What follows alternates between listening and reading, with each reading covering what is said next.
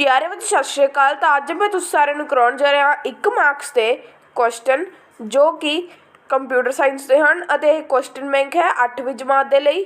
ਤਾਂ ਚਲੋ ਹੁਣ ਆਪਾਂ ਸ਼ੁਰੂ ਕਰ ਲੈਂਦੇ ਹਾਂ। ਇਹ ਜੋ ਪੇਪਰ ਆਵੇਗਾ ਕੰਪਿਊਟਰ ਸਾਇੰਸ 8ਵੀਂ ਜਮਾਤ ਦੇ ਲਈ ਉਸ ਤੋਂ ਹੀ ਰਿਲੇਟਡ ਹੈ। ਸਭ ਤੋਂ ਪਹਿਲਾਂ fill in the blanks. First dash key is use to move the cursor in the next cell of a table. ਤਾਂ ਇਸ ਦਾ ਉੱਤਰ ਹੈ C, tab. Second question, dash key is used to move the cursor in the previous cell of a table। ਤਾਂ ਇਸ ਦਾ ਉੱਤਰ B, shift plus tab। Third, the table button is present on the dash tab। ਤਾਂ ਇਸ ਦਾ ਉੱਤਰ ਹੈ B, insert। ਚੌਥਾ ਪ੍ਰਸ਼ਨ, we can change the width of a column by selecting the dash button in the table group। ਤਾਂ ਇਸ ਦਾ ਉੱਤਰ ਹੈ B, properties। ਪੰਜਵਾਂ ਪ੍ਰਸ਼ਨ, dash contains the text that we send to all the recipients। ਤਾਂ ਇਸ ਦਾ ਉੱਤਰ ਹੈ B, main document।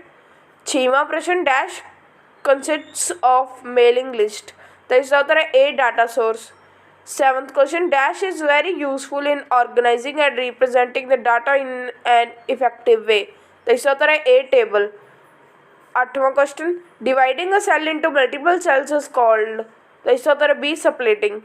Ninth question, combining 2 or more cells into a single cell is called। तो इस उत्तर है A, merging। 10th question, international networks of computer is known as। तो इस उत्तर है इंटरनेट जो कि B पार्ट दे विच है। अगे प्रश्न number 11, www stands for dash। तो इस उत्तर है A, world wide web. Question number 12, a dash is an online conversation over the internet। तो इसका उत्तर है B, chatting। Question number 13, dash is the fastest way of sending mails. तो इसका उत्तर है D, email. Question number 14, dash is the device that connects a computer with telephone line. तो इसका उत्तर है A, modem. Question number 15, dash is one of the most popular browser developed by Microsoft. तो इसका उत्तर है A, Internet Explorer. Question number 16, dash is a collection of pages stored on internet. तो इसका उत्तर है A, world wide web. Okay 17th question, dash indicate a disconnected on internet. तो इसका उत्तर है offline.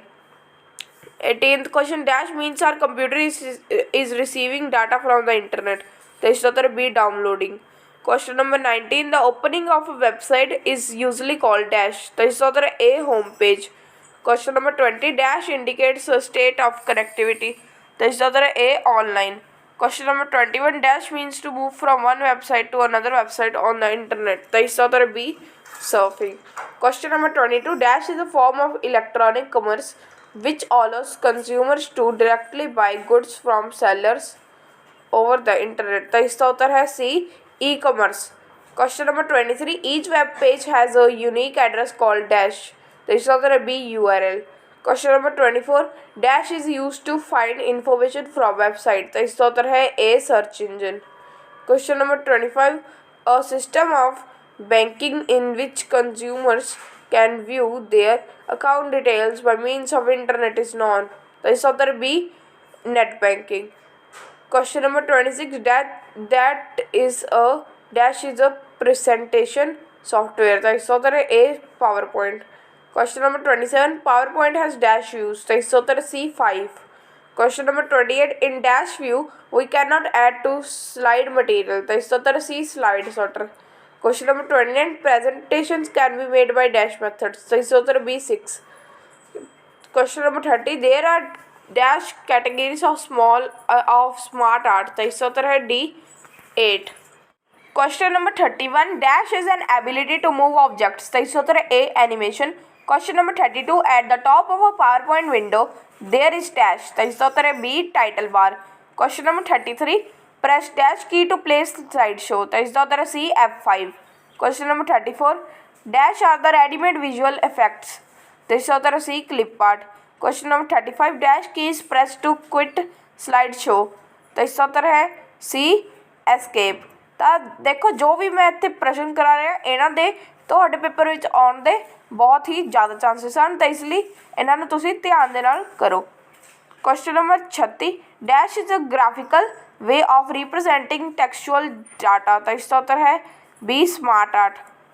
Question number 37, dash gallery contains different styles of writing words is used to show? तो इसका उत्तर है सी word art. Question number 38 dash is a picture gallery which contains clips related to different category. तो इसका उत्तर है A clip art. Question number 39 gradient option is present in dash dialog box. तो इसका उत्तर है B format background. Question number 40 video can be inserted in dash face. तो इसका उत्तर है C 3 ways. Question number 41 through clip art video from website and dash are the 3 ways in which video can be inserted. तो इसका उत्तर है A video from file. Question number 42 word document bitmap worksheet is inserted through. तो इसका उत्तर है A insert tab. Question number 43 background style buttons is available on dash ribbon. तो इसका उत्तर है B design ribbon. Question number 44 there are dash ways to insert video in presentation. तो इसका उत्तर है C 3. Question number 45 insert video option is in dash ribbon. तो इसका उत्तर है C insert. आगे है question number 46 to add picture click dash option of insert tab image group. तो इसका उत्तर है A picture. Question number 47 group of worksheet is called dash. तो इसका उत्तर है D workbook.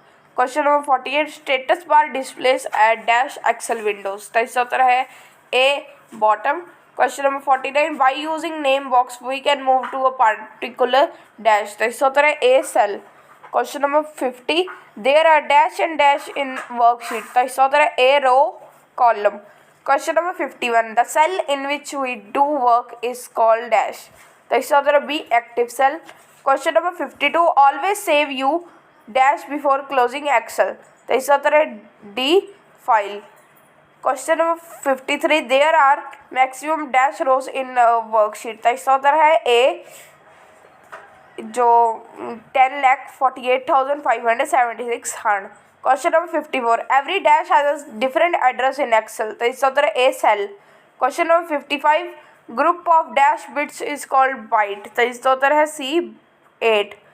तो question number 56 memory is classifying mainly into dash types. तो इसका उत्तर 2. Question number 57 RAM stands for dash. तो इसका उत्तर है B random access memory. Question number 58 ROM stands for dash. तो इसका उत्तर है C read only memory. Question number 59 computer has dash generations. तो इसका उत्तर है A5. अगे हैं फुल फॉर्म्स. सबसे पहले मॉडम तो इसका क्या आएगा मॉड्यूलेटर डेमोडुलेटर. सेकंड है TCP तो इसका क्या आएगा ट्रांसमिशन कंट्रोल प्रोटोकॉल. थर्ड है IP इसका आएगा internet protocol. Fourth RAM random access memory.